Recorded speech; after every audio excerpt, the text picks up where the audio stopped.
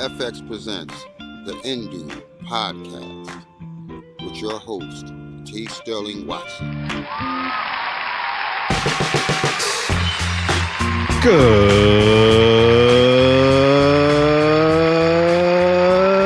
Good morning, Indubians. I'm T. Sterling Watson. And I'm Courtney.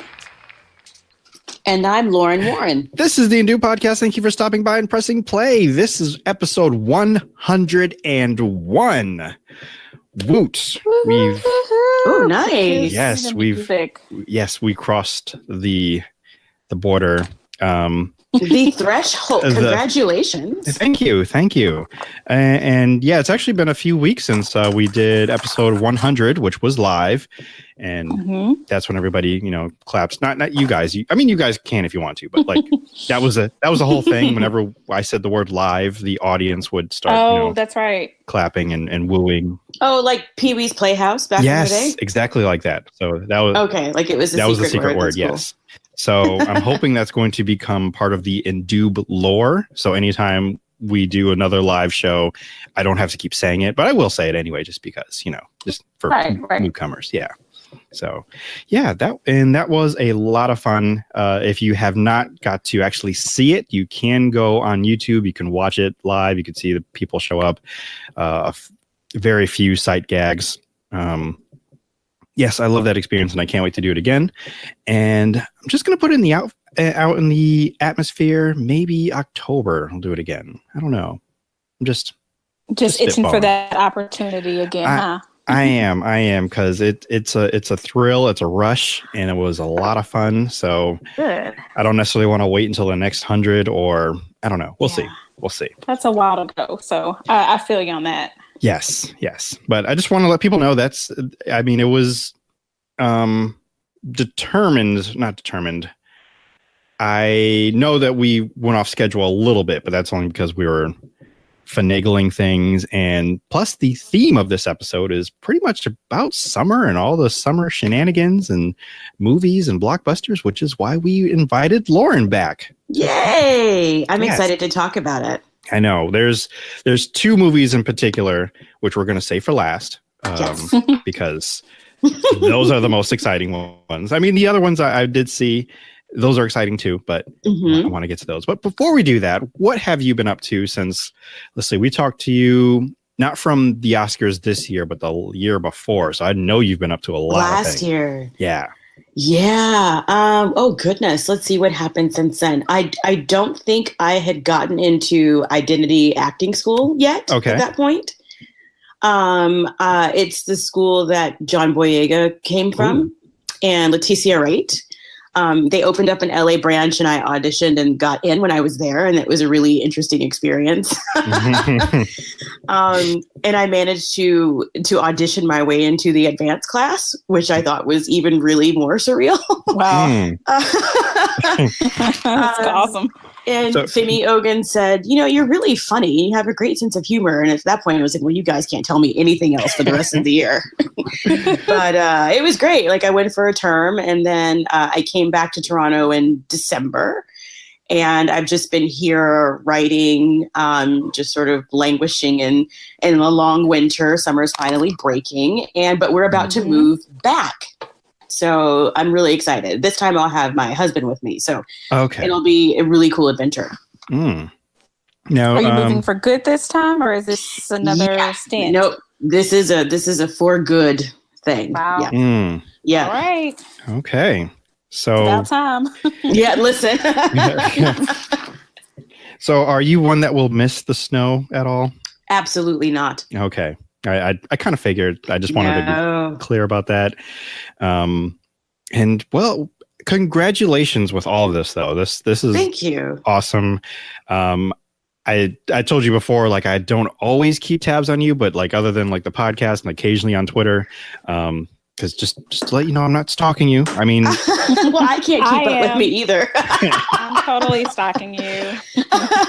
I can't keep up. Like there was a time between like November and December where I was on a plane every Tuesday. Wow. The last Tuesday of November and the first 3 Tuesdays in December, like moving back from LA to Toronto, and then visiting family, and my body just was like, oh, so you tried it. Right.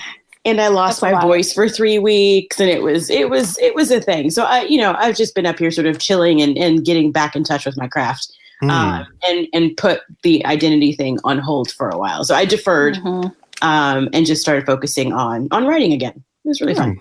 Nice.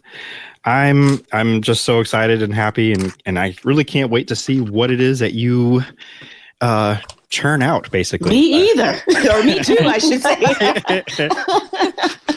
Me too. I definitely know you have ideas, and some of them I know you had to pull back because I guess you may have accidentally almost tweeted them at some point. I have a very lovely friend who I was staying with in LA who is very marketing savvy. Hey, Chanel.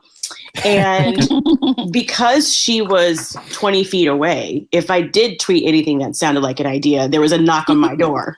And then a text, delete it now. So I learned to just open a Word doc and put everything there.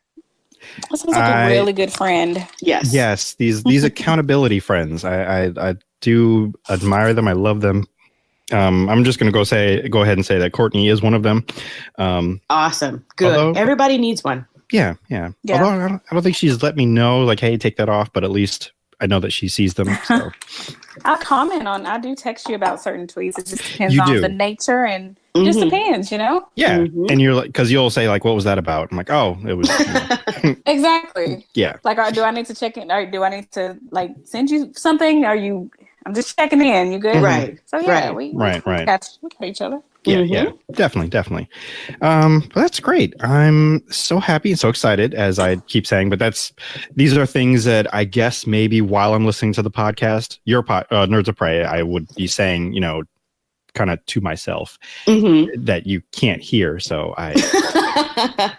now that you're actually hearing, I'm like, okay, now I can actually say these things and I get a response in real time.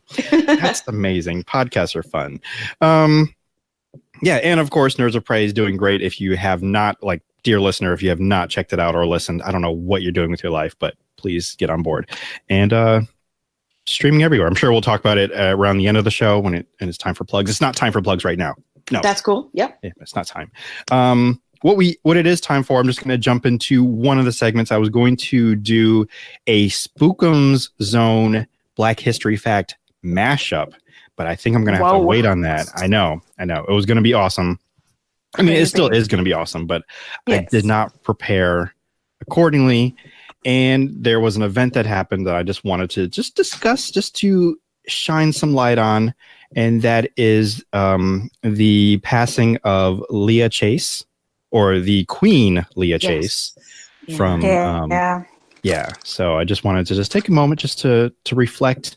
And I've never been to now we're gonna go around the room and how we pronounce New Orleans. Okay. How do you, and Courtney, I just say New Orleans. But I know many of folk here in good Arkansas who say New Orleans. They say it like that.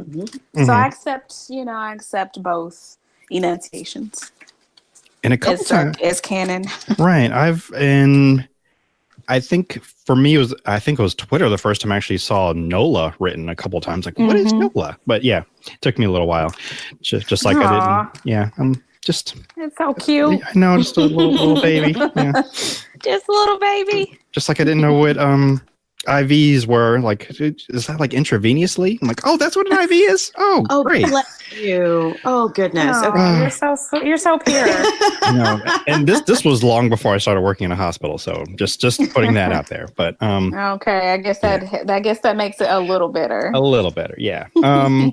But yeah, what I did not know is apparently that she was the inspiration for the Disney version of the Princess and the Frog, which I still have not seen.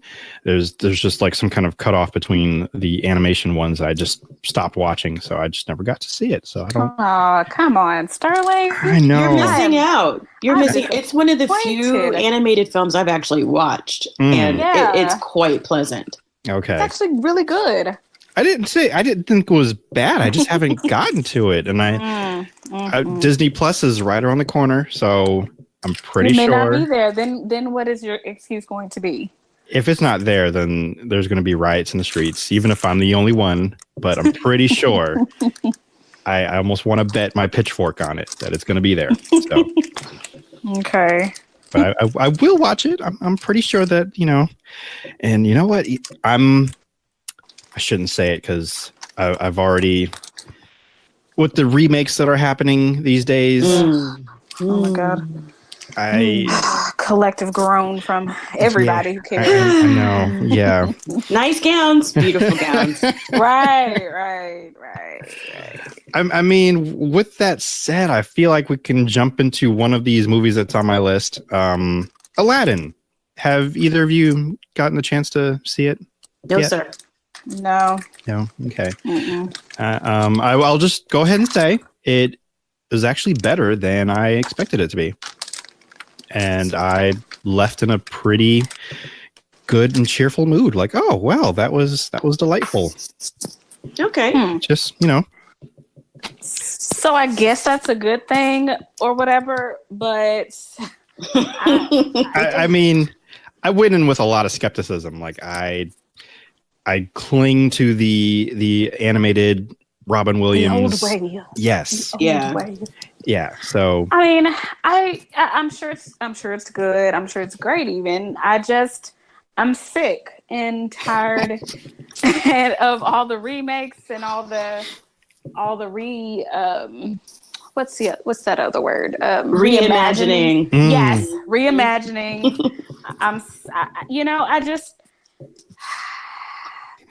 Okay. So the last one was Beauty and the Beast. And I saw that because I kind of was forced into it by my sweet, sweet little nephew. So I went in and I was just like, oh, this movie. But then I actually really enjoyed it. So I'm not saying that I don't believe you. I am just sick of this whole fad that they're doing is just tiring. And I want to see some more original stuff. I just want to see different stuff. Now, even with that said, I'm still super, super pumped about The Lion King. But I don't know. My feelings on that one is, I guess, are a little different because of the cast members of The Lion King. It's a lot of diversity in that movie, and I'm pretty excited about that. So I feel some type of way. A little conflicted because I still, I remember not wanting to even watch previews of The Lion King because I'm like, I don't want to get excited about this. I don't want to put any of my heart and soul into this. And then I saw it and I was like, great. Here I am, a fangirl about to give them my money for this movie. Right. But I guess my thing is I just don't like the trend. I don't like where this is heading and the fact that this is going to continue because we keep giving them all of our money. And there's nothing, I don't want to say there's nothing we can do to stop them, but they're like, we're going to keep doing it. You're going to watch it. You're going to watch it. So, and they know it, and then they know we're going to love it. And we're just feeding the beast, Well, if they don't get us in one way, they can get us in another way. Well, if you don't like the live action things, we have plenty of Marvel films here. Oh, yeah. And they already got me there. We'll get you, my pretty. Yes. And all your little money, too. Yes. Exactly. Yes. I think The Lion King is the only one I was actually looking forward to. Yeah. I have to admit, when they released that first shot of Will Smith as the genie, I just kept thinking, the Fresh Prince of Agrabah. And I don't want this. Yeah. And I really tried. I really tried to shake that, but it was really difficult to shake it. And I, at some point, will probably, maybe it'll be a movie I watch on a plane. It seems to be the kind of movie I watch on a plane. And perhaps I will catch Aladdin that way. But I am definitely looking forward to The Lion King, partly because I have really fond memories of the first one. Right. When it first came out. And I remember going with my mom and my brother. And I was crying harder than my brother was. I think my brother was 4 or 5 when it came out, and I was 14 or 15. Oh, okay. Oh, yeah. And she was like, "Why are you so loud?" I was like, it's his whole dad. The whole family's trash. But okay. So I'm looking forward to seeing it done. And I have to give credit to Jon Favreau, too, because he's gone from playing Happy to really carving out a niche for himself doing these films. Yes. Yeah. So kudos to him because, I mean, he's really good at what he does. Yeah. I mean, because that goes back to Jungle Book, which really surprised me. Like, this doesn't suck. So I think once I heard he was doing Lion King, I'm like, okay, I'm going in not as skeptical as before, but still cautious. So I'm like, well, let's see how he does this. Let's see how it goes. And I'll just jump back to Aladdin for a brief moment because, again, there was a whole bunch of skepticism and cautiousness there. But I sat in a row where there's these like small little children, or at least one, and I could obviously see him because he had this bright neon shirt on.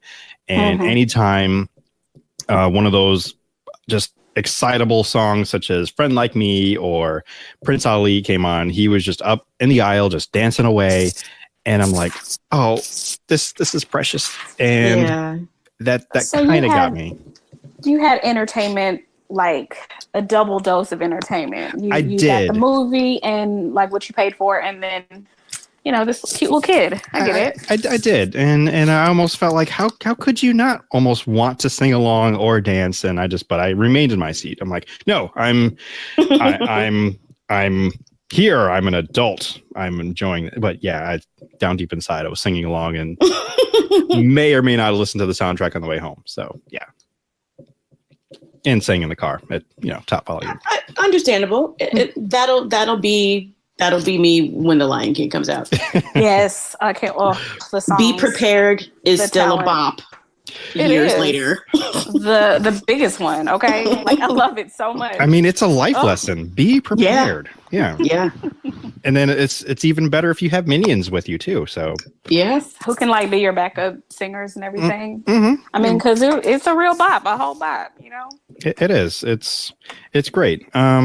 As we delve into our childhood, I also did see Detective Pikachu, which was how was that? It was surprisingly again like charming. And I was not like upset or like that was a waste of time. It wasn't. It was like, I've always Reynolds. I'm sorry. Oh, well, go ahead. Right there, Ryan Reynolds. He was Pikachu. He was Pikachu. The voice of Pikachu. Yeah. Which I was like, how is that going to work? And it actually worked. Okay. And Pikachu himself, or itself, as a character in the live action world, it really felt kind of believable, and I wanted one. I mean, I always wanted a Pikachu. Yeah. Pokemon are amazing. Who doesn't want a Pokemon? They are. I grew up when the not for the cards, but for the game and the cartoon. So I want to be the I just want very best. Yeah. Oh no! Please don't! I'm having flashbacks. Oh goodness! It was. That's again one of my brother's things. And when I sent him the trailer to Detective Pikachu, he said, "Did you make this? Is this a joke?" No. Oh. But why is Deadpool Pikachu? Well, because Deadpool is Pikachu. This is our life now. Right. It is our life. But he refuses to watch it. Bless him. And that's not the most insane thing we've heard this week or, around that time. So that's even more indicative of our life now. How great is that? It was my childhood fulfilled because as a kid, I wanted to see a live action version and it was happening. I'm like, okay, well, the child in me is being rewarded. My childhood was not ruined. Oh, that's what I wanted to say about Aladdin too. My childhood is still intact. So we're still good.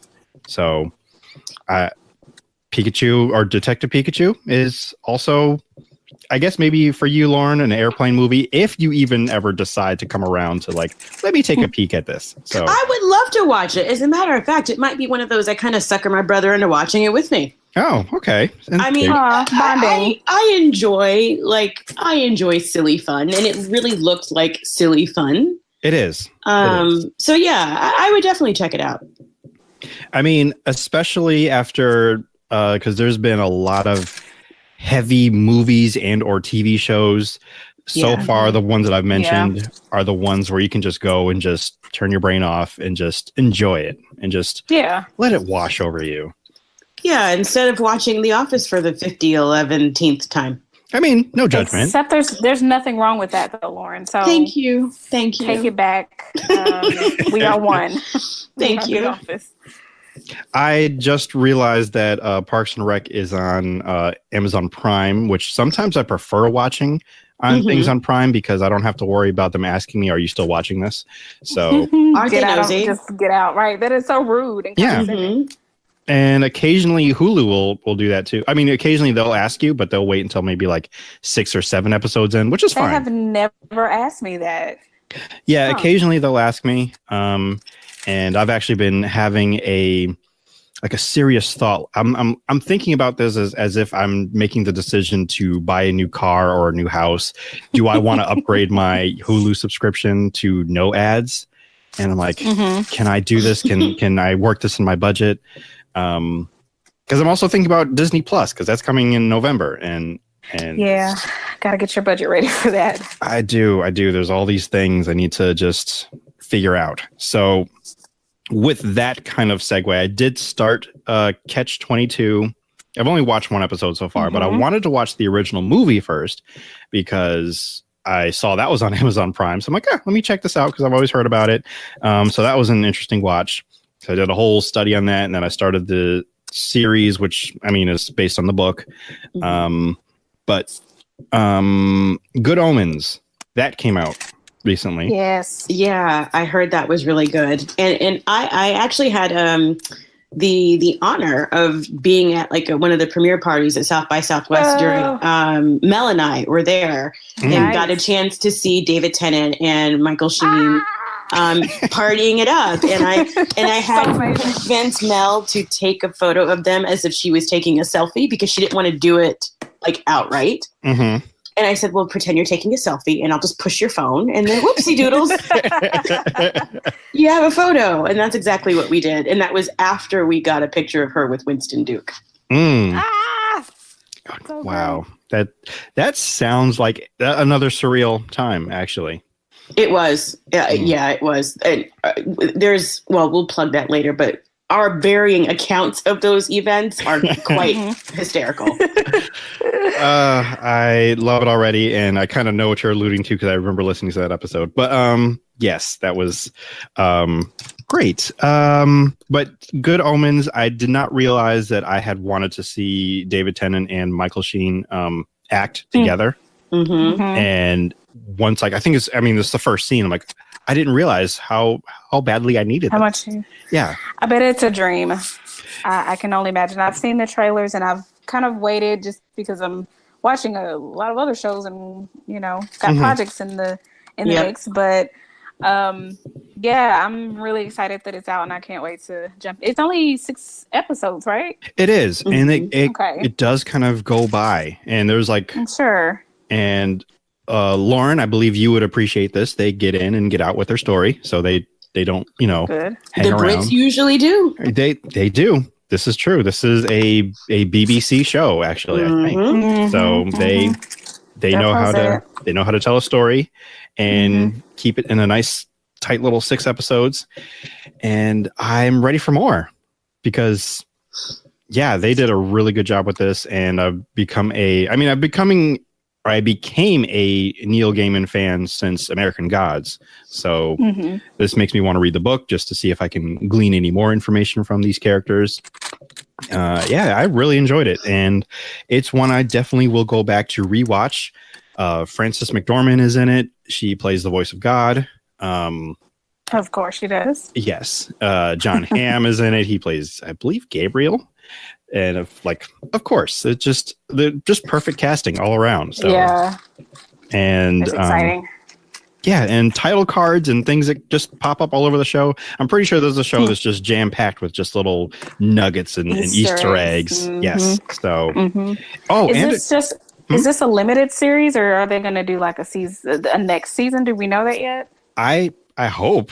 I don't know. I wasn't sure. Yeah, I wasn't sure if they were going to develop this into I can't say develop it into a thing, but you know what I mean? Like make it even more. Yeah, the way it ended, I think they could continue to go, but I haven't read the book, so I don't know if they're able to go on more adventures or what have you.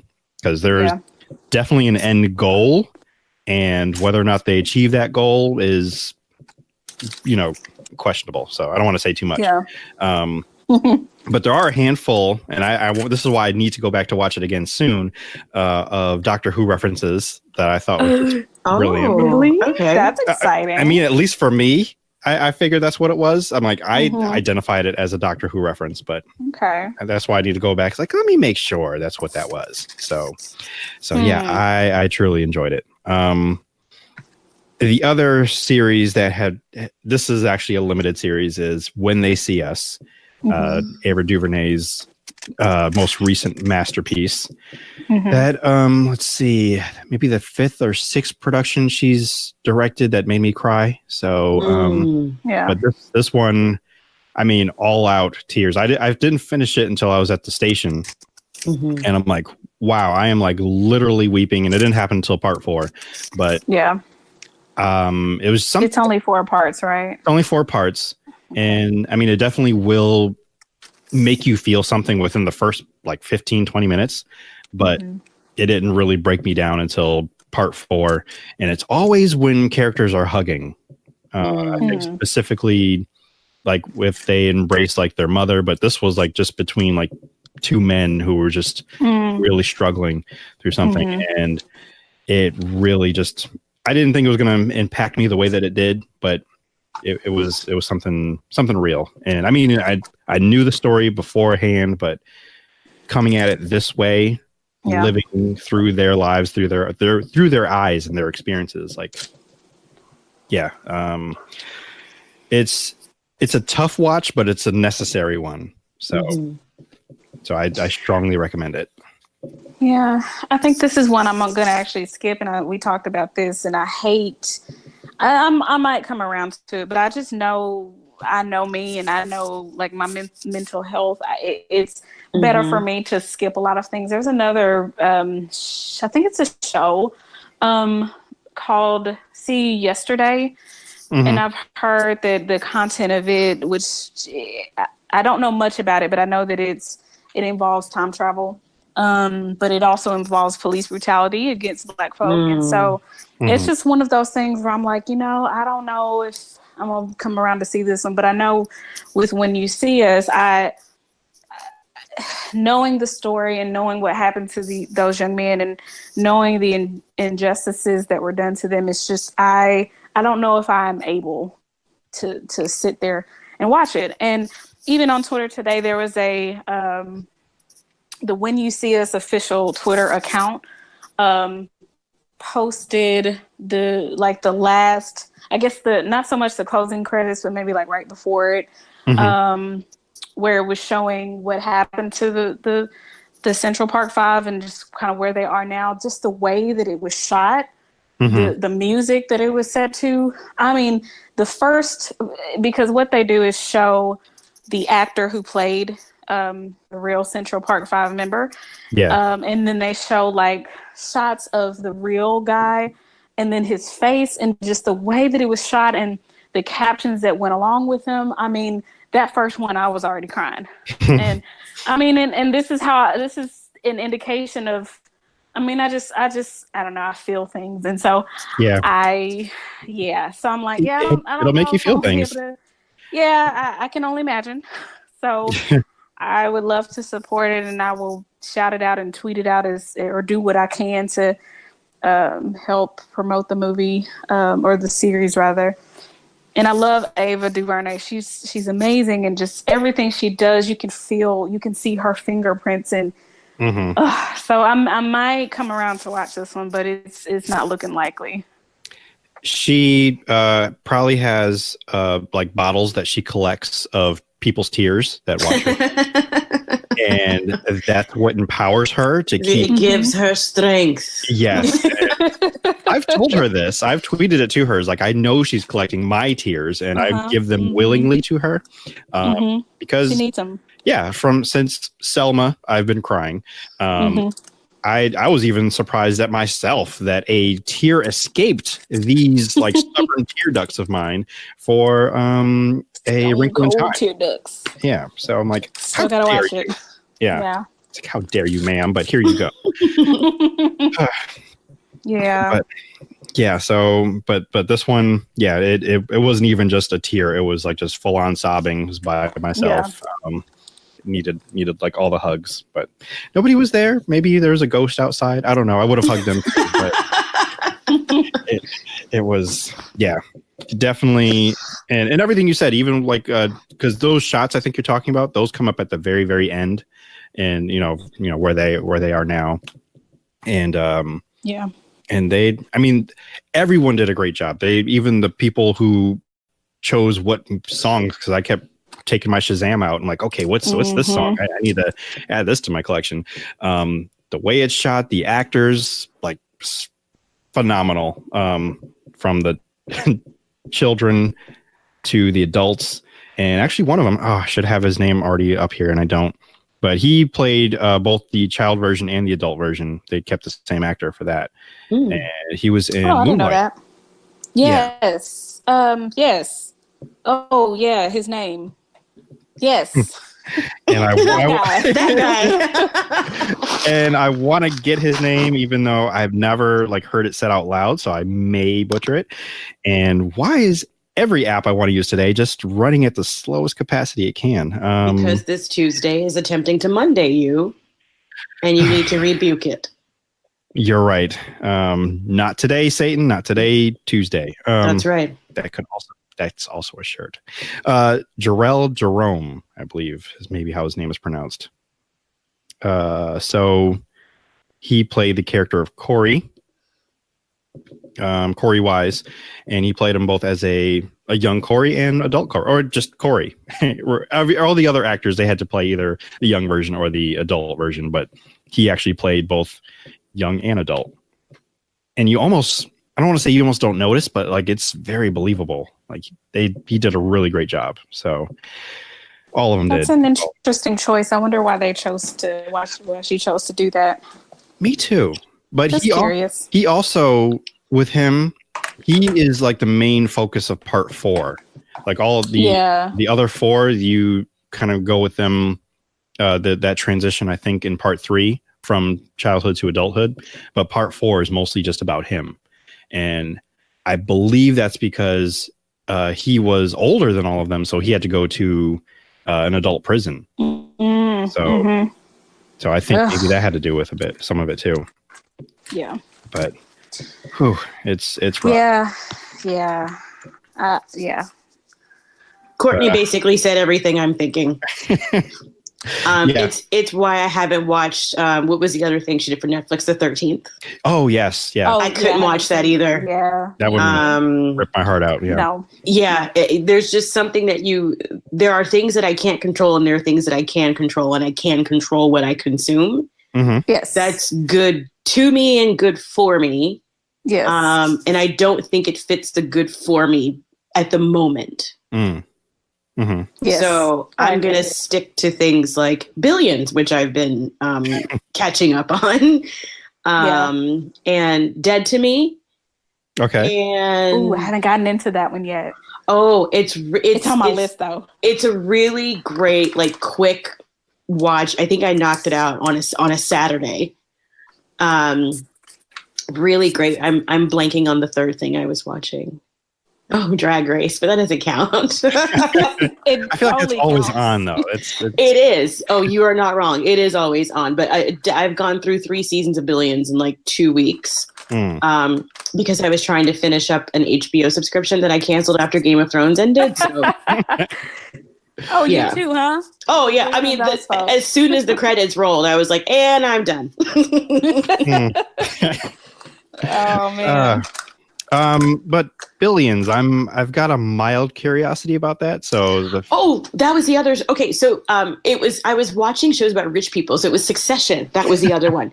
Succession, which is an HBO show that was really like under the radar, but shows about just obscenely rich white people getting into trouble are just like my thing now. So Succession was modeled after like, who owns Fox? The Murdoch family. Right. So this guy is like a media conglomerate and his kids are fighting for power and all the things that come with that.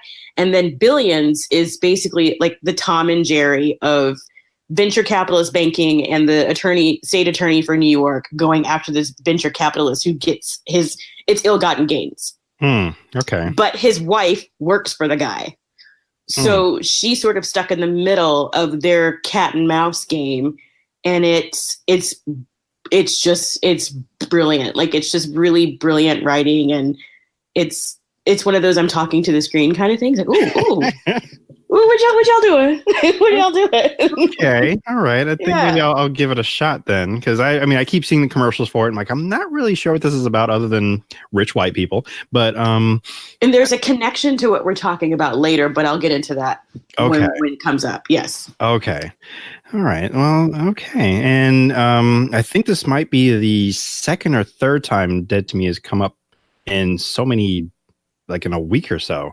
So I think I know the premise of it, but I just haven't decided to sign on to it yet. But there is a curiosity there as well. And I think it's just between all of these streaming and cable things, just releasing shows like almost every day, not even every week. But I'm like, why? I don't have the time. And I really want to at least check some of them out to see if they're, worth it. But I'm edging closer to adding that one to the list. I think maybe I might need one more person to push me over. But it's almost there. But going back to Netflix and something much lighter, and a very quick watch is It's Bruno. And I told Courtney you about this. Oh yeah, you did. I was like, wait, this sounds really familiar. It's because you told me about it. Yeah. And that would do it. Yeah, that show is about this guy who is obsessed with his dog, and it's more about him than it is about the dog, but the dog is definitely a key player in it, and the lengths he goes to keep his good name good. There are other dogs that are pooping all over the street, and he's like, this is not my dog, and you guys need to get it together and clean up your dogs or whatever. Oh man, there's this the actor who plays Turk in the Netflix Marvel shows, he's in it, and he's a rival because he has a dog, and they both train their dog to do like all these like sit and lay down, and they're just kind of going at it with each other. Turk's dog ends up being a celebrity because his dog is the face of like some dog food or something. So everybody wants to get a picture with his dog, and it's crazy. It's bizarre. The first episode is bizarre, but it kind of sets you up for what's the tone of the show. And it's actually another short series. The episodes are like maybe 15, 20 minutes long each. So it's a very quick watch. And if you need a palate cleanser, say if you just watch like when they see us, or if just something that's heavy and you just need something light. The Flash. Yeah. we'll just kidding, kind of. We're getting to The Flash. Okay, I'll wait. But if you need a palate cleanser, I would definitely say It's Bruno is one of those shows to be like, this is weird, but I'm being entertained. Because it gets crazy because there's like a crazy girlfriend, and then she becomes a crazy ex-girlfriend, and there's a lot going on, and it is something you have to start from the beginning and watch all the way through, because they set up things in like the first episode that pays off in, I think, episode 6 or 7 or 8. I think there's very few episodes, but it's good. I love when that happens. I mean, that's just good TV, and that's just good writing, good storytelling. And I just love it when it's done right, I agree, and I give kudos to Netflix for even greenlighting a quirky show like this. So because I watched it out of curiosity. I had no idea what it was, and I think I liked going in that way. Like, I have no idea what this is. It's just, but they keep recommending it to me. Let's see what happens. And good job, Netflix, and all the people involved in that show. But The Flash, that is what you've been.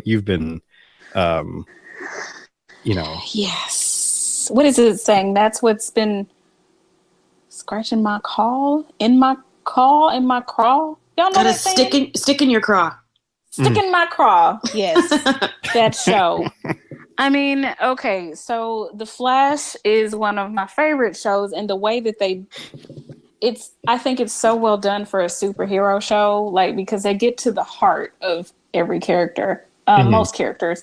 It does have its problems, and it's a bit quirky in a way that doesn't speak to me. So sometimes I'm like, oh my god, and please get past this point. This is a really cheesy moment. Nobody cares.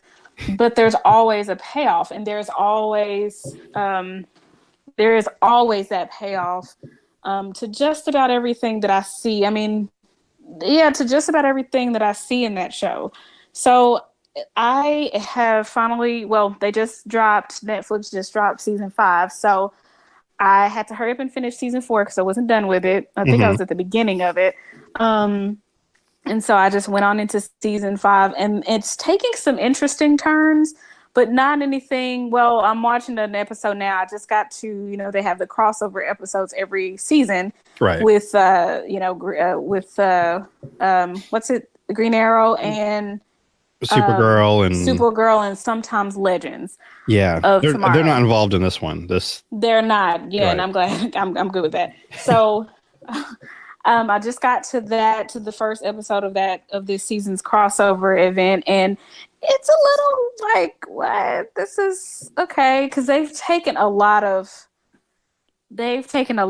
creative turns. And like I said, up until now, I've kind of been a part of it, but then like this event is just bringing some extra, and they've like introduced new characters. I'm like, okay, this is okay. Well, all right. So I'm along for the ride. But I mean, I tell you, the thing that really gets me about this show is just the heart and the emotion behind the show, and the fact that it sneaks up on me every time, and I fall for it every time. I'm like, this a lot of times it's those Papa Joe moments too. Well, it's those moments. It's Barry's moments. They just get me every time, and they're so genuine every time. Like, the acting is not, the most phenomenal I've ever seen, but it ain't bad, And right. So they really do. They reel me in. They get me. Gets in there and then finds, like, I don't know, maybe the C chord of your heartstrings, and then it just plucks it or even cuts it sometimes. And I'm here for it, and I love it, and they get me every time. Every time. Were you weeping earlier today at all, or you didn't get to that level for season? I wasn't weeping. I was weeping on when they see us, like that final scene of the "Where Are They Now?" That was real true. Oh God, oh my God, that was weeping. Like today, a tear just kind of peaked and was like, "I'm gonna fall," and then it didn't. But it's still like the emotion was still there, and it was just like I wasn't expecting that now. So thank you again for sneaking up on me. But it happens so often, and I mean, I really do love the show for that. The storytelling is really good. I really like. I like it. I like it. Even if they do violate your emotions every once in a while. I'm good with that. Sometimes I watch stuff just to cry, not just to flash, but just any type of show. I mean, that works. That's who I am. So I'm good with a little bit of emotion, as long as it's well placed and earned. I'm good with that. Okay. Do you watch The Flash at all, Lauren? I do not. I don't partake in any of the CW hero shows. I used to. I used to watch Supergirl. And then they moved from CW to CBS. Oh, the other way, CBS. The other CBS to CBS, and then I, you can't be changing stuff on me. I got a routine. Yeah, but I mean, it fits so much better at the CW, though. It does. To me, I thought they started there. I was surprised that they were even on CBS. I'm like, okay, that's weird, but but yeah, I actually watched it more when I was on CBS before, but I've been kind of dwindling off of all of the CW shows, and it's not intentional. It's just because, again, it's just so much stuff to watch, and I just don't have the time or the energy to watch it all. And I want to. It's just, I was like, I'll get to it, and especially if I know if it's going to be streaming somewhere, I'm like, yeah, I'll get to it later. So that's kind of how I've been getting through Cloak and Dagger, which is not high on my list, but it's watchable. So I'll take it in. I'll forget about that show. It's on Hulu, right? It is, and I don't mean this as an insult, but it is at times forgettable. Like it's and I hate that because I remember seeing the promos and stuff and the trailers, and I was like, "Oh, this looks interesting," and then that was as far as that thought went. Mm-hmm. And I want to like it more. It's just not quite like it doesn't quite grip me and grab me like, hey, you got to watch this next week, and I don't have that feeling. So I get to it when I get to it. It's another show though that does have I want to say it has good music and just makes me want to like, ooh, what was that song, rather than what's happening in the plot. But hey, it is what it is. I thought there was another show, but I guess not. So we're just going to go ahead and jump into the heavy hitters that I especially wanted to bring Lauren on because I know she's excited about it as I am. And we'll start. She's squealing already. We're going to start first with chronologically with John Wick 3. Yes. Thoughts, feelings? How did you leave the theater? Did you... I did that. What I just did. A deep exhale. A really long sigh.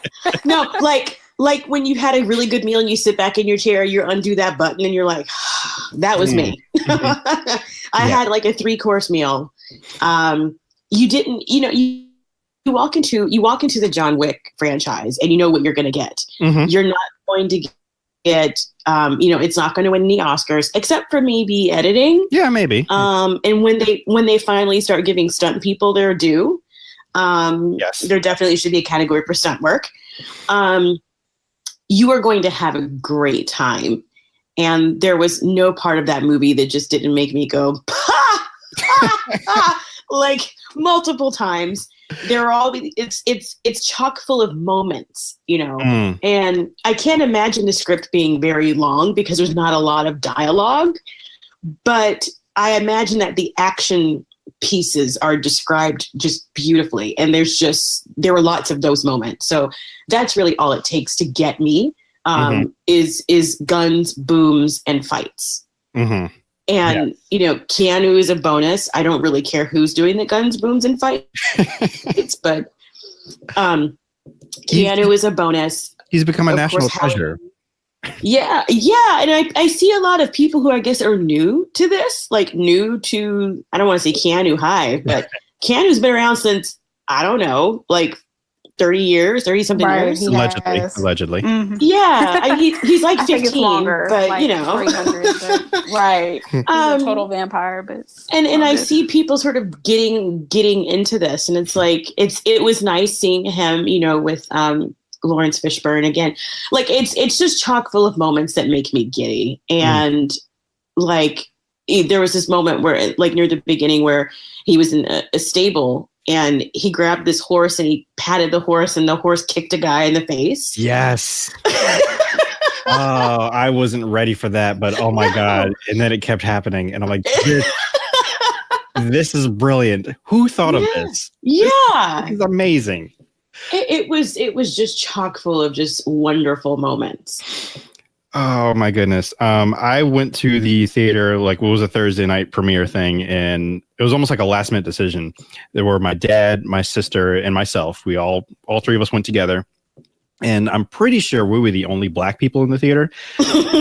And I know this because my favorite scene is when they went into the antique store and having the knife and machete fight and throwing things at each other. All three of us were just like in tears, laughing, just, oh, whoa. And just, it was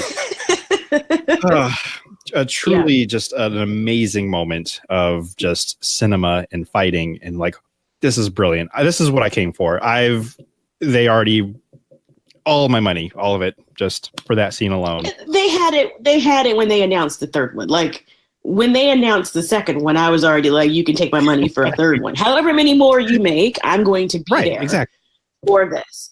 And someone texted me and said, I imagine Lauren is going to dress up as Sophia for Halloween.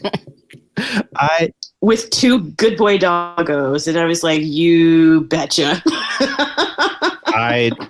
In my best Monique impression, I would like to see that. So, yes. truly, mean, they were just, it's just funny because it's like the moral of, but the overarching theme of this franchise is just stop shooting people's dogs.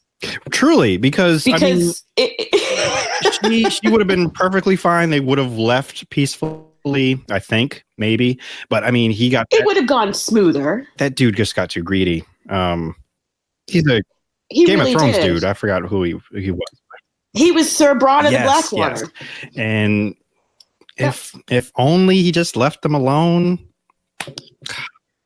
I mean, and even John knew. He was like, Sophia, no, like, I've been here. This is why we're here. At least your dog is still alive. So, right. Like, come on, let it go. Let it go. And he shot my dog. I'm like, you know what? Somebody form an assassin meetup group with dogs. I mean, because I felt it. I felt it for her too. Like, you know what? I get it. I really do. I get it. And he could catch these hands, these bullets, and these bites. And all of his people did. And where there are so many people, so many bodies. That's why I need to see a body count so far for the whole franchise. And I think it's probably in the thousands by now, but it's a lot. And I was really pleased to see Mark Dacascos, who I loved from his Iron Chef America hosting days, but I know he's done way more than that. Get back to his martial arts roots. Mm-hmm. And take a spot in this too. I did a quick IMDb search and I did not know that's who he was. Like, wait a second, he's the Iron Chef guy with the host just making the faces? Yep. And like, that's why his face seems so familiar, and where he just, I don't know, he seemed like he was I mean, they all look like they're enjoying themselves, but him especially, he really was. And that's totally his element. And that ending scene where he was like, don't worry about me, I'll be fine. It's like, ooh, somebody's living in delusion land. Okay. I'm just gonna die here, but it's been a good time. And the fighters from the raid, I don't know their names, but when they just look like they also just having a good time. Like, we don't really want to kill you. We're just honored to be here to fight with you. Right. And that was great. Which is very sort of like Kurosawa-esque, where the warriors just enjoy the thrill of fighting. Mm-hmm. The honor of fighting, not the thrill. I should say the honor of fighting. There's no real thrill in killing, but there is honor in fighting. And the connection that I was speaking about was the adjudicator plays a really prominent role in Billions from. Oh, yes, you're right. Yes. And to see them sort of transition from that kind of drama to, I mean, basically playing the same kind of character. A lot of talking, a lot of negotiating, but they're a really great actor. Yeah, I'm trying to get their name. Asia Kate Dillon. Okay, there it is. Because I was like, wow, this is interesting. I mean, just the character alone, because they didn't have any weapons, but they were also just a threat. Like, you couldn't tell, like, okay, this is not someone to mess with. And I don't know. That character is just, I wanted more of that too. Exactly. Like if I were to, let me put this in the ether. If I were to have a walk-on role on John Wick 4, I would love to play a character like the adjudicator. The special coin. Wink universe. Yes. Oh, there's just so much. And I'm just excited. I'm already ready for it's 2 years or 1 year. The fourth one's coming. Just one. I think 2020. Okay, good. Because I'm sure I could wait, but I don't think, like, I'm already vibrating. I don't want to. Yes. So I'm going to make a little transition here, because I know we can still talk about more about John Wick and just everything about it. I brought a friend to go see Godzilla, and they I forgot how we got into this conversation, but somehow Keanu Reeves came up. I mean, I don't want to say somehow. I mean, why not talk about Keanu Reeves whenever you get a chance to? So this person told me that they didn't like Keanu Reeves. I'm like, excuse me. I just keep referencing. Like, what kind of friend is this person? Like, why do you have them as a friend? I mean, we're already on levels where we're disowning each other, and they decided to disown me because I said I was going to go see Toy Story 4. That's another story. And they actually told me some things that made me understand why they are the way that they are. But once this person said, like, they didn't like Keanu Reeves, and it gets better, so please hold on. They said they didn't like Keanu Reeves because they didn't like The Matrix. But wait, it gets better.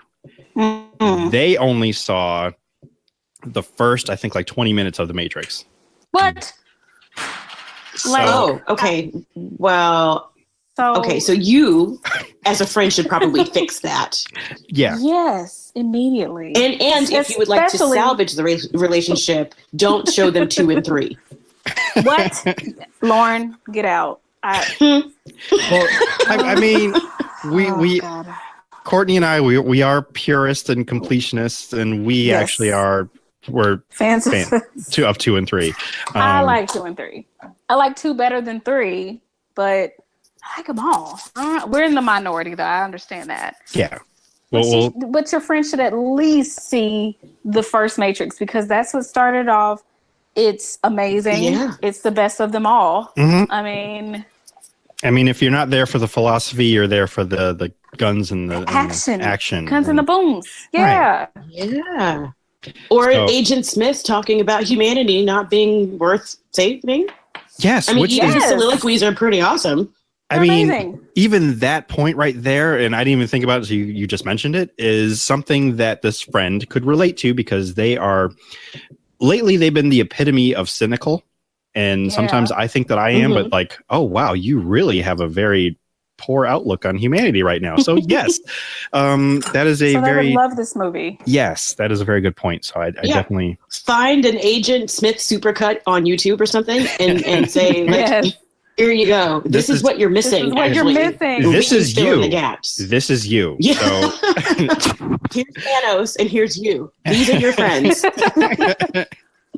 Commune with them. Yes, and if you need more, then we'll talk, and maybe we can mend whatever broken relationships that we currently have at this moment. Because right now, I don't. Right. I think you are one of the feds right now, because. They the feds. Mm-hmm. They the feds, all right. Yep. Because I mean, once you said like you do not like Keanu Reeves, like what did he do to you? Because the Keanu Reeves I know is amazing, right? The one that I know, he is kind to like the gentlest, like I don't know, any kind of beastie out there. They are friends with him too. So I'm like, because he's amazing. He's amazing. Like I'm also one of those people that defends Constantine, because I loved that movie.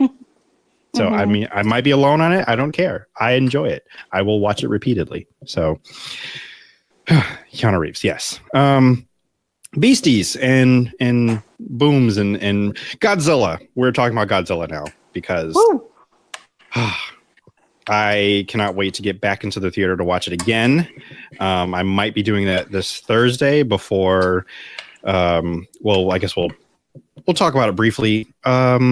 Lauren, are you interested in seeing Dark Phoenix? Nope. I'm Tell washing us my how you hair really that day. Whew, that was quick. Real quick. I checked out after what was the last one? Apocalypse. Apocalypse. Yeah.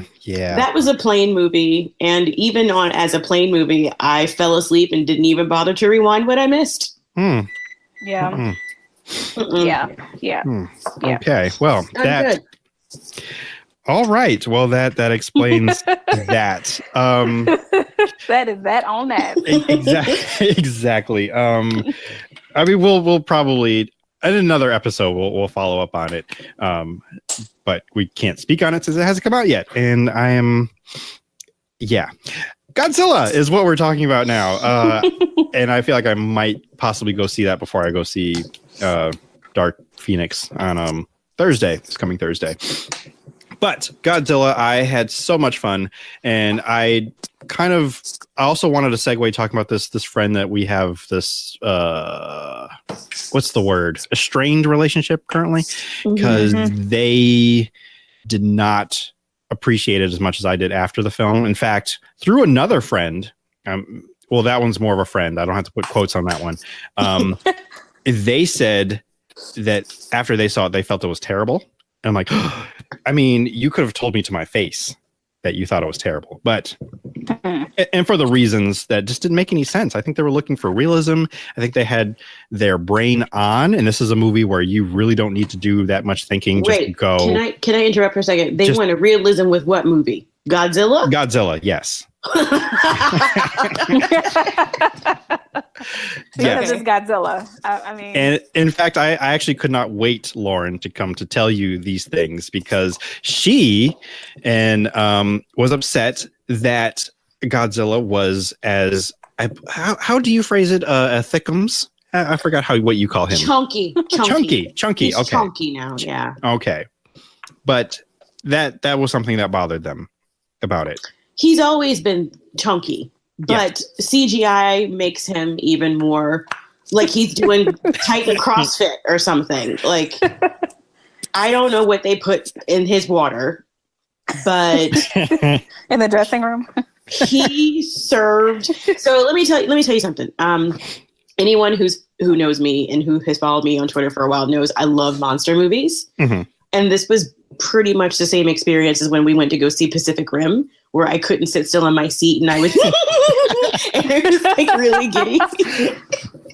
Sitting on the edge of my seat, sitting up, chin, hands on my chin, like just really excited. And it's so funny to me because if people are looking for realism, they're watching the wrong movie. But if they're looking for a message, because even the original Toho films had a message. Godzilla is a message. He was a message about the dangers of like nuclear testing and nuclear fallout, nuclear waste. Mm-hmm. So there's always some sort of like political. It was a way of them inserting political commentary when they were still under occupation.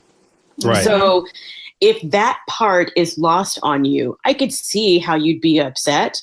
Mm-hmm. But I'm still stuck on the realism part because, like, the realism part that bothered them was that after like the cities were destroyed or whatever, and there's like two specific scenes where this has happened. Like they were going to go look for some device that was in the rubble, and they found it like instantly. The orca, yeah, the orca. So that, I mean, I get it, but like, do you really want to sit and wait for them to find this thing, or do you want to get back to the action going on?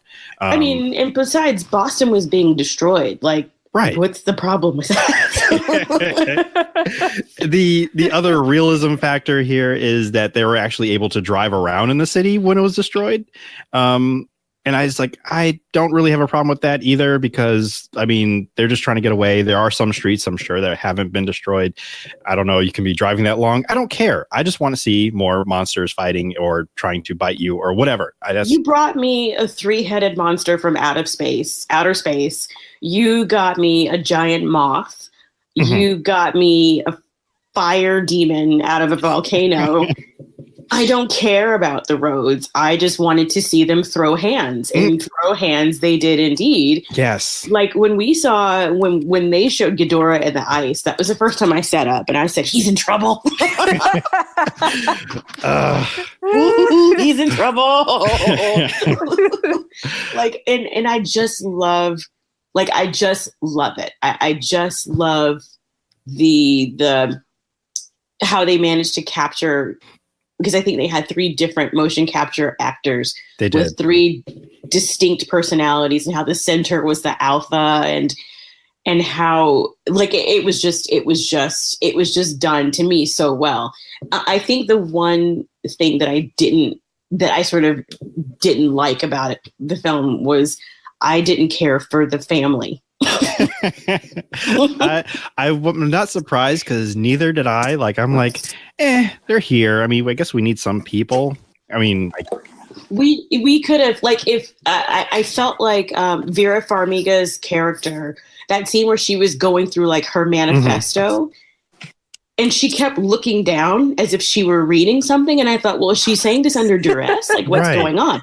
Like, she didn't seem committed to what she was even saying. So I'm like, well, how do I believe you're an eco-terrorist? You look like you're being held hostage. and that's what it appeared to be, even like from the trailers, which was misleading. And I'll give them that, because even they were saying like, we need to free Godzilla. So I'm waiting in the movie for them, like, is Godzilla trapped at some point? And he never was. So I'm like, I just, which by the way, the last trailer, the one where they're playing Somewhere Over the Rainbow. Yes, I absolutely love that trailer. Yes. Yep, I watched that last night. There's that one shot of when Ghidorah bites Godzilla, and it's the doom doom doom with the percussion perfectly synced with that. It gets me in my gut every time. Every time. Yes. Yeah. And it's something as an editor that I kind of look forward to. Is like, I want to make something like this one day. That's me. Yeah. I want to do something that gets people that reaction. Like, I want to do that. And quite frankly, we're overdue for a woman directing these monster movies, but that's another story for another day. I mean, I'm here for it. I'm ready. These big budget, huge tentpole films can definitely be done.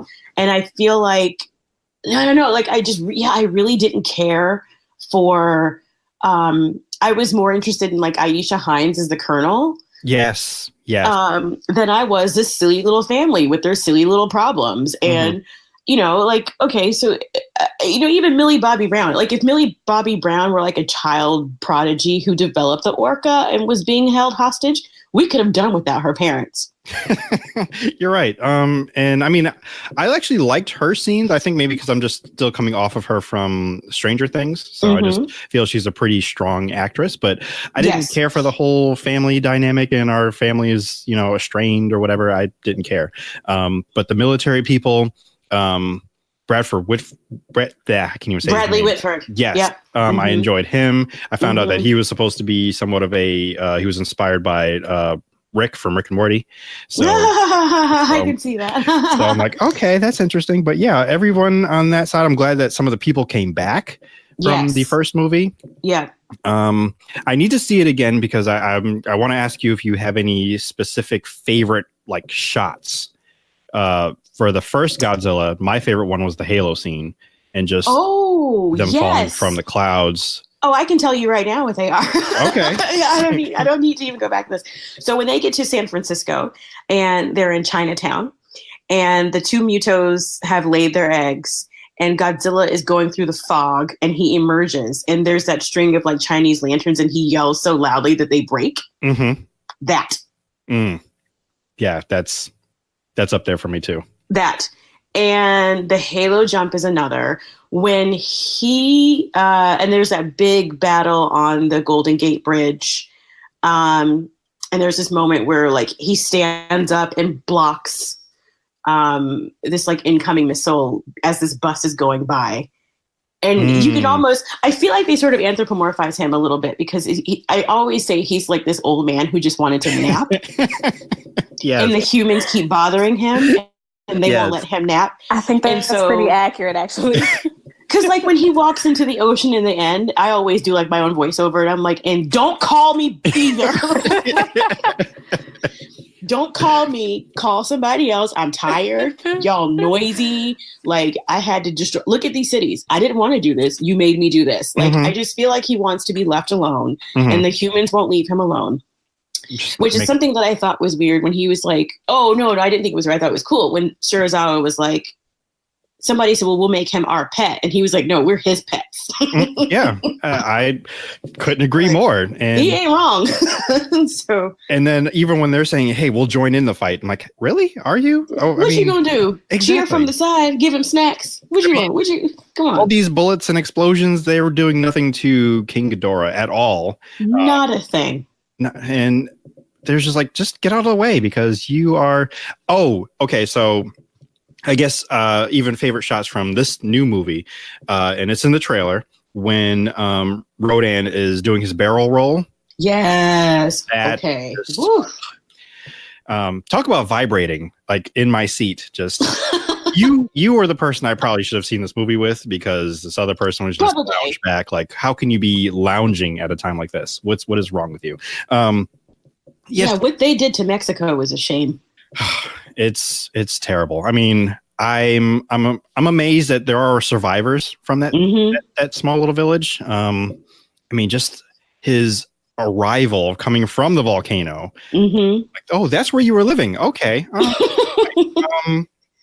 Well done. Anytime Ghidorah had basically any money shot, just wings expanded, lightning just attacking, not attacking, but just anytime. Just generating. There was a moment that I just, goodness, those people were probably sick of me in the theater. That's why we sat all the way in the back.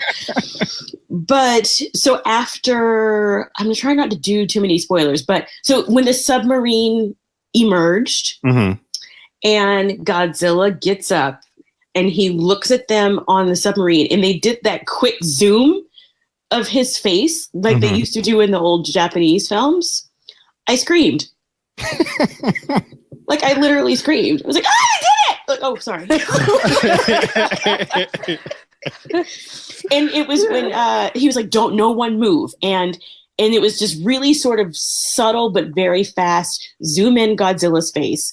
And it was like the biggest wink and nod to like the older films. And I just was like, I felt like a 5-year-old girl again sitting in front of my TV going, yeah! Like it was just great. And Mothra, a queen after my own heart. So majestic. Just like, I'm pretty, but I'll fight.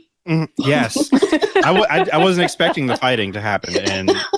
And she fought. So I'm like, you've came to the battle. You were ready. All right. A queen with hands. She had a siren song and hands. I was here for this. And a backstab that I've never quite even expected for Rodan anyway. I was not ready for that stab. I screamed with that one too. I'm so sorry, people who sat in front of me.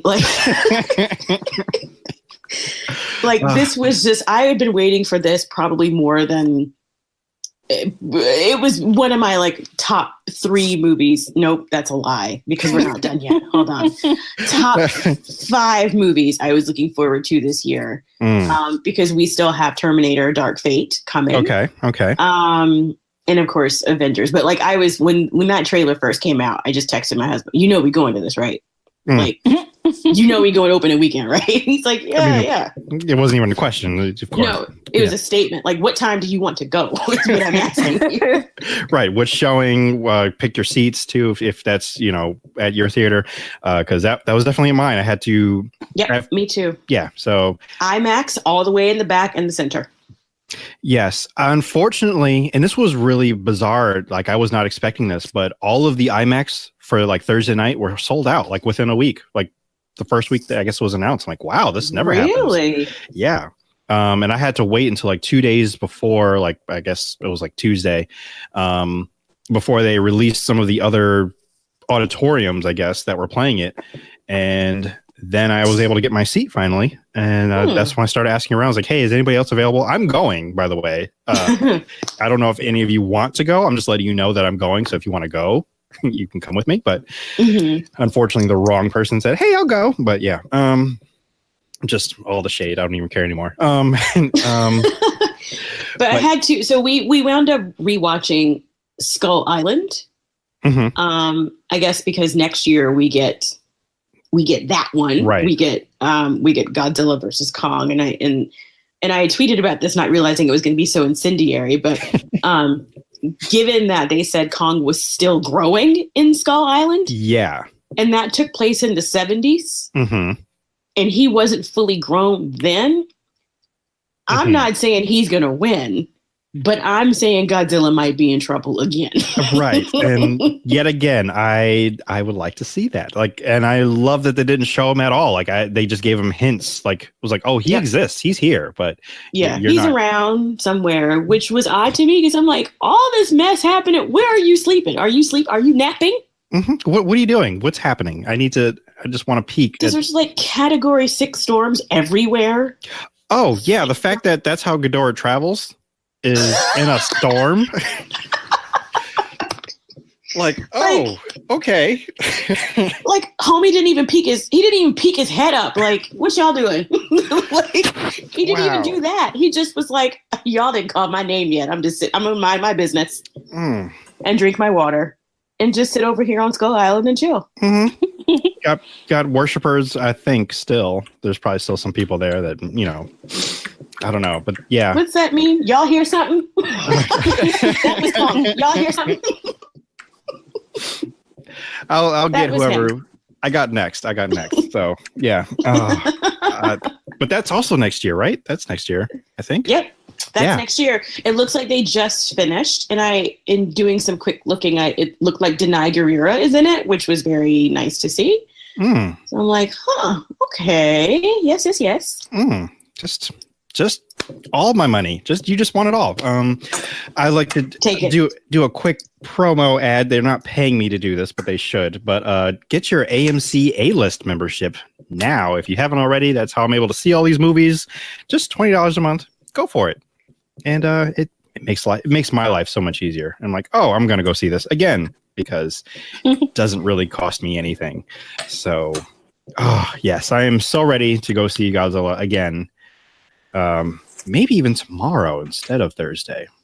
I have to think about that. I thought you were going to see Dark Phoenix on Thursday. I am, but I need to see something before that, so that way I'm not just going out. Going back to the pre-cleanse. So at least I'm going to see a good movie, and then I'll just see whatever happens after. So right. Normally it's the opposite. Like I'll go see a bad movie, waiting for the good movie, because that's how I saw Thor Ragnarok. I saw Boo 2 first. Yes, Medea's Boo 2. Oh, yeah. What you said. Wow. What a reaction. I take it you didn't see that movie, Lauren. I was hoping he was talking about something else. No. I needed to kill a couple hours until Thor was released. Did you. I mean, couldn't you just walk in circles around the mall? I mean, that would have been probably better use of my time. But I'm like, you know what? I'm not paying for this, so. But I did pay for it. Still, you paid with your time and energy. I did. I mean, I could have just soul, maybe a little bit. Yeah, not maybe. He did. I did. It's one of those things where, like, if you go and look back at all the movies that I saw, like on the app, the AMC app, it'll come up, and then that's one of those, like, yeah, about that.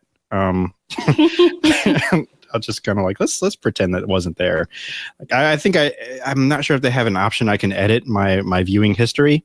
So that's one I just want to swipe away. Like, look away. Don't look at that. I don't really have anything good to say about it. There was a scene I laughed, but Oh, well, a scene. Mm-hmm. Okay. Yeah. So there was that. And it killed time. And like how I like how Loveland said, congratulations on making a movie. Because making a movie is difficult, like getting a movie to be passed. But then again, if you own the studio and everything. Is that the one he did in 7 days? No, I think that was Acrimony. Oh, I thought it was one of the Boo movies. Well, so it may he's have done been 2 movies and it may have been. I can't with him. I'm so sorry. I can't. I mean, Acrimony, that's a movie that I feel like we'll have to sit around and do a collective chat about, because that is a feat. It's a feat to watch, but it's one. I'm always game for like Mystery Science Theater 3000 commentary on a film. Yes, I mean, we're speaking into the universe. I'm feeling like that's something maybe down the line we'll make happen. Sure. Well, I'm down. Have to get Stephanie involved because I think it's partly her fault. Yeah, I think it's she her started fault. This whole thing. And it just grew and it got worse because I think once it was streaming, more people started to watch it and realize, oh my God, what is this movie? Who is this movie for? Like, it's incredible. So, and that's a good word for it. Incredible is what I've heard. So if you have not seen it, watch it for the pure spectacle of like, what is this? Like, it's on the level of The Room, but on a different level. That makes no sense, but I don't have words. Yeah. But Godzilla, yes, go definitely see that for sure. It just got me so amped. Go ready. Twice. I mean, it's the epitome of like summer movies to me. And so much fun. I keep reading that it didn't perform as well as they expected, and I'm thinking they're never perfect, Like you could put together all of Godzilla scenes in the first one and it's only like 10 minutes, which is wild to me, but kind of works. It does. And this one was better, but then the people were the weakness. So I feel like the third time might be a charm. And they'll get that balance of monster and people, and it'll work. Because none of these monsters care about these people, and neither do we. No, they don't. So, yeah. No, I mean, nobody really comes for family drama. I just wanted to see hands. Right. Which I got. Although I feel like I just need to shout out my original co-host from my first podcast. He went to go see that first Godzilla movie because he's such a big fan of Bryan Cranston. And boy, was he heartbroken because he didn't. What was it like 15 minutes he was in that movie? The first 15? If even. It's like it might have been a strong 18.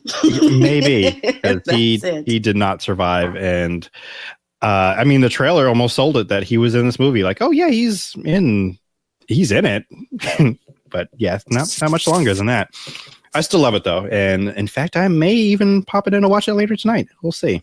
It was a good like teaching up about the miracles of casting directors and how they keep casting the same people. Like the woman who does the casting for Marvel, Sarah Finn, did the casting for Godzilla and for Godzilla King of the Monsters and for Kong Skull Island, which is how you wound up with 5 Marvel characters in Kong Skull Island, which is how you wound up with Scarlet Witch and Quicksilver as husband and wife in Godzilla, but brother and sister in Age of Ultron, because it's all the same casting department. Yeah, that makes so much sense. It does, and that's why that was one of the things that was really weirding me out. Like, you were just siblings a little while ago. Yeah. So universe or something. And now this child has gone the way of the Game of the Thrones and is just I don't know. And they were actually said that they couldn't get them back in this movie because of scheduling conflicts, because maybe there was an end game going on. I don't know. But so yes, totally looking forward to the next one. But yeah, that's all the movies and things that I've seen so far that's just making this summer just light up. And I'm like, what's next? But yeah, is there anything else that you're looking forward to other than Terminator? I'm also on board with Terminator. But anything else this summer? Let's see. Hobbs and Shaw. Oh my God! Yes, you're right. Yes. Yes. Because if there's nothing more than I love nothing more than guns and booms and guns, booms and cars. Right. And I do want to plug Nerds of Prey because again, that's exactly what you and Shannon were talking about. That's all you really need is just the guns and booms and cars, and you're good. Shannon is new to this. Shannon just came around to this. I've been on it, and she finally got to my table. I passed her the snacks. I told her, welcome.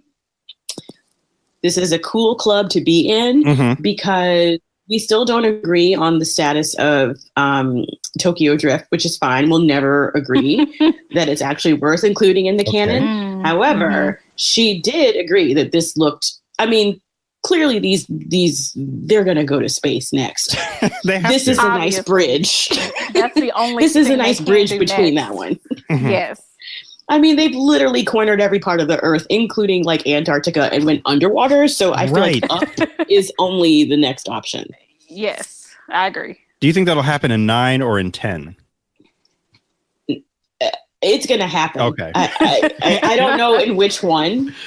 Because they've ran out of space, man. Like they ran out of space on Earth. Yeah. So now they have to go to space, maybe to the moon or whatever. Just out in the orbit because, I don't know why they would have to go. I don't care. They just have to go. They're going to go. And Dom is going to say family like 50 times. We've got family in space. and they're going to have a barbecue at some point. In space. Tyrese is going to say he's hungry. And he and Ludacris are going to bicker. And I'll be here for all of it. And I'm cool with that. But yeah, defo Hobbs and Shaw. Because, and plus, they had Idris.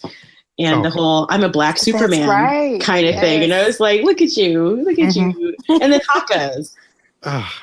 I just can't wait for the titles. I really would like to know what part 9 is titled, Fast and Furious. and 10, which is an ongoing joke. I do not take credit for it, but I've told this to Courtney before because once I saw it, I'm like, it has to happen. But Fast 10, your seatbelt. Okay, so if it doesn't make it to the official like marketing department, if they don't do that, then you have to do it. Yeah, Okay, you have to start your own movement. Yeah, you have to start your own movement. I'll do what I have to do. We'll see. What that might be like 2022 maybe by then. Whenever they get around to it. So, but I really feel like Fast 9 is going to be like Fast 9: A Space Odyssey. Oh, time travel. That's the other thing they have to tackle then. Yeah, but the Avengers did that already. Doesn't mean anything. Doesn't mean anything. They'll figure out a way where they have to go to 88 miles per hour, even though I know they've already done much faster than that, but they'll figure it out. And then they wind up back in Tokyo and they retcon Tokyo Drift, and that would make like 100 people happy. Right, and bring Han. Is it Han that they left? Yes, justice for Han. Yes. Yeah. They'll figure it out. I'm not worried.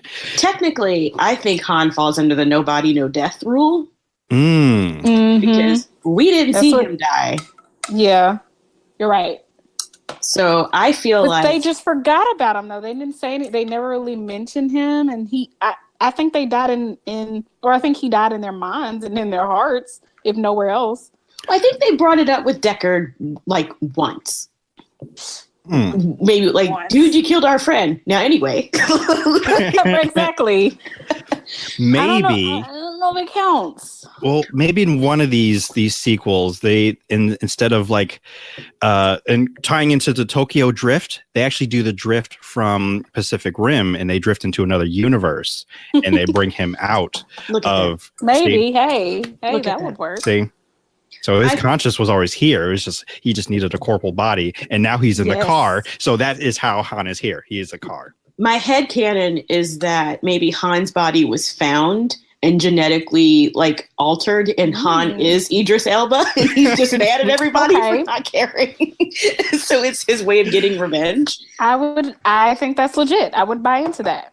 Either way, my ticket is already sold. I'm there. So,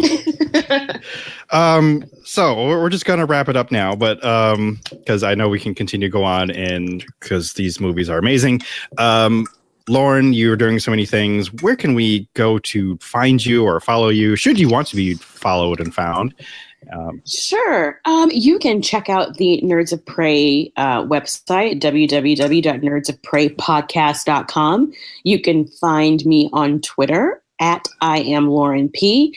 And I'm there. I'm not there like I used to be, but I will still lob some joke grenades your way, and just some random check-ins. But yeah, sure. I love talking about these movies and just, the business in general. So sure, you can find me there. Awesome. And we definitely will. Well, I mean, we already do, but definitely be checking that out. Courtney, what are you up to? Anything you want to plug or people to follow you, so forth and so on? Absolutely. So I can't talk about it too much, but I have finished the first draft of my novel. That's about witches. And so I'm in the revision stages. And so I intend to be doing a bunch of stuff to kind of start marketing it even before I start pitching it, because I heard that's what you're supposed to do. So I'm going to give it a shot. So I'll be tweeting a lot more about that and just about my revision process, mainly over on the Twitter. So you can find me on Twitter. My handle is I am K Hinton. And so if I'm not tweeting about Black witches, I'm tweeting about the problems of the Flash, but also how I love it, among other things. So, yeah. Very good, very good. The Patreon, the last thing I updated or put on the Patreon was the short story that I wrote.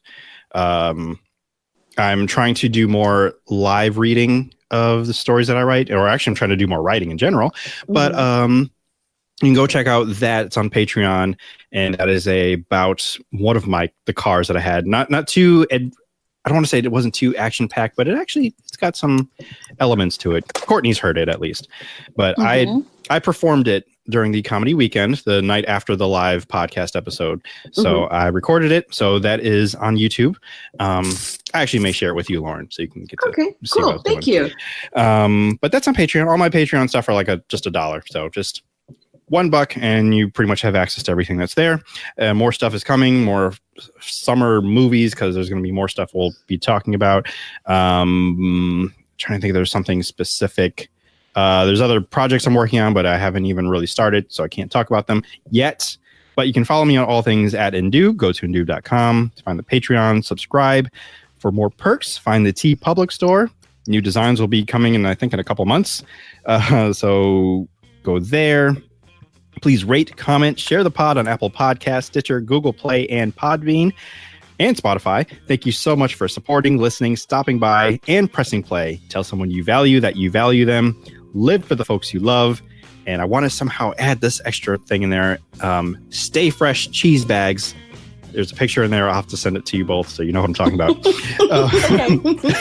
But I feel like that's a new calling or a new way to sign off. I want to just stay fresh cheese bags. I've been your benevolent host, T. Sterling Watson. And remember, if the world didn't suck, we'd all fall off. I am Mothra. I imagine that's what she sounds like. Is that accurate?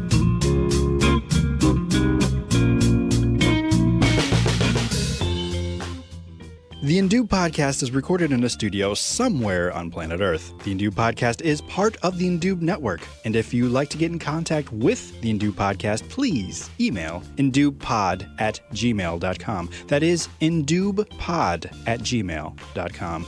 You can find the Indoob Podcast on Apple Podcast, Stitcher, Google Play, and of course Podbean, or wherever podcasts may be procured. If you'd like to find out more information, please visit indoob.com, where you can find our store, the blog, and of course our Patreon, if you'd like to support and donate and find more perks and fun things to listen to and watch. For Chief, DJ Joe Daddy, Bilford, this is T. Sterling Watson signing off. Thank you so much for listening.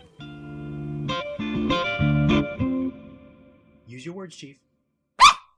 Good boy. This has been another 3SFX production.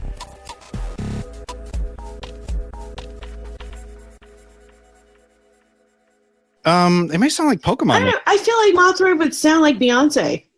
Really? Okay. Yes. Okay. Like, okay, Zilla, you go ahead. I'm gonna go ahead and sacrifice myself. I can't do Beyonce, but that's a pretty good Beyonce, though. That was pretty good. I thought it. I just feel like she would be sort of like, yeah, I don't know. It's sort of like a mix between her and like Angela Bassett. Ooh. Okay.